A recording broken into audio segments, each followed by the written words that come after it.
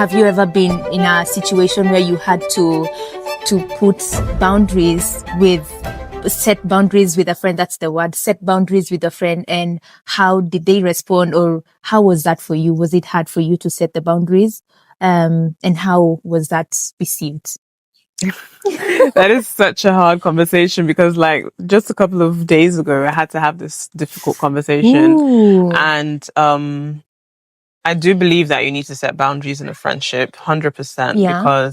But you need to have conversations because everyone grew up differently. Mm-hmm. Everyone's lifestyle, family life, spiritual life, financial life is different. Yeah. I just saw this meme on Instagram yesterday, Mm-hmm. how it was a husband and wife.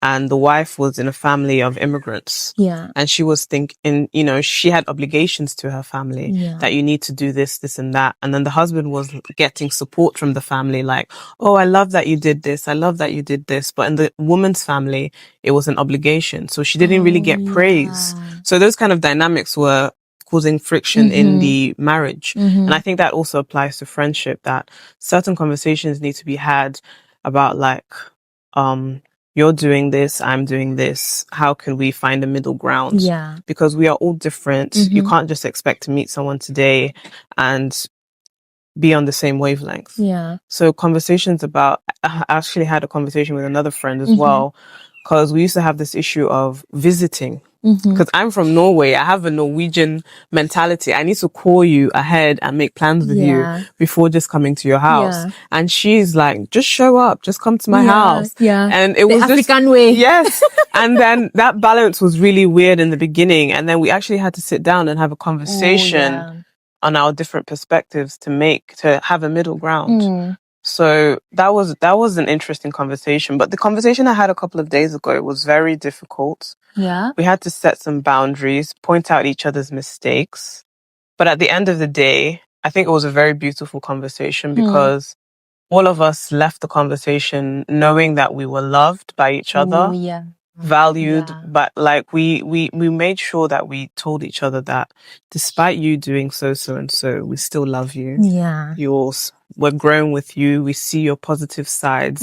It's not just all about pointing out the negative aspects. You need to also reassure the person that you love them and you set those boundaries, but in a gentle way. And that's something I'm learning to do now because, our childhood and background really defines where we come from and how we talk to people. And that's something I'm learning to do now, to deliver messages in a more gentle way. More gentle way. Yes. Now that points me to vulnerability in friendships, because before, as a friend, before I come to you to now tell you we want to set these boundaries so and so, there is the fear of how am I going to be received, or how you're going to feel. You see, when you mentioned that the person later felt loved, each person felt loved and cared for, listened and seen, not just listened but also understood. What do you think is the importance of vulnerability in friendship dynamic? I think this also supersedes not just female friendships, but general friendships. I feel it even spills off to marriage also, 100%. because you need friendship itself is like a bond connection. You need to be friends with your partner as well, so for that to be successful. So it all intertwines. But vulnerability is important in the sense that without the vulnerability, how are you going to understand each other and where each other's coming from? So you need to understand someone's upbringing, and we've had many deep conversations about our upbringing. Like growing up in Norway as a Nigerian family is very difficult. Like there are specific things that happen in the Nigerian culture that another person would not experience, for example. And without that understanding and having those deep conversations, that's why friendship is not just about like, let's go out and have fun, let's go out and go shopping, but sitting down, having deep conversations about life, about God, about future business plans. And most these friendships that I've had, they're over 5 years now. So we're actually able to have those conversations and be very vulnerable with each other. And that brings growth and trust as well. Because like whatever I tell them, I know that I'm not going to hear it outside. Oh, yeah. Yes. Yeah. So they are trusted, close people. Definitely. And so now I hear duration and time. Yes. Now I hear duration and time. Yeah. Same with growth, because when now everyone has grown because I've had experience with friendships where we both were, it's not like they were stagnant, but our growth was not that way. Yeah. But our growth was this way. Opposite direction. Do you think that also calls for a conversation? So that it's not like she's on the east and on the west and one person feels abandoned. Do you think that calls for a sit down chit chat?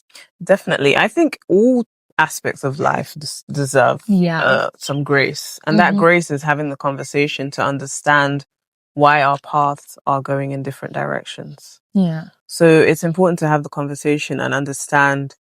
And sometimes it's mutual. Like, your friend will be like, okay, I see you're going this way. I'm seeing I'm going that way. Yeah. So you can actually end amicably because you've had that conversation, instead of you just disconnecting and the other person is wondering what's happening and you're just like, I'm too good for her. Like, I'm not doing that anymore. Yeah. So if you have that conversation, you can actually end on amicable grounds. And then maybe in the future you can reconnect. It's happened to me. I've actually reconnected with people that I thought I had outgrown. But they needed the space to grow on their own and we rekindled. Yeah. It has happened. Yeah. Well, so now to some little bit toxic type of things, because as we said, as we were beginning, there are some friendships you're just in there hanging on because you're wondering, where will you get your next clique? Who is going to be your next person? Exactly. Will you go shopping alone? So you're just holding on to people who are dragging you down and draining you, not watering you. So have you found yourself in situations where you had to be the therapist type of friend,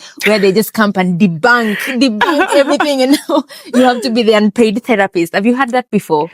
Definitely. Yeah? I've experienced those kind of things before. But like the first thing you said, like hanging on because you feel like your friendship is limited. And I understand that concept in especially here in Norway, where you're very, very limited, and it's a struggle. Yeah. It really is. It is. I think before we sat down, I was just speaking to Wati, who is behind the camera, and explaining my experience when I moved to this place. Yeah. Listen, I was craving physical intimacy, not the bad physical intimacy, guys. The embracing your friends, and someone just holding your hand, because I had like super close friends before I moved countries. And then I get to this place and it is so quiet. Like, you can feel the silence right now. But people are cold. Like, you sit next to someone on the bus and they'll be looking at you like... You say sit next to them. No one sits next to anyone in the bus. Like, we just had to get into that. You see, in my country, if you get into a matatu, we are pressing on each other, and you see a woman with 2 kids, you can help them carry the kid. But here, the physical type of thing is actually out of the picture. So I was like walking in the cities, and I see girls holding hands, and I see a mom and a daughter, like something.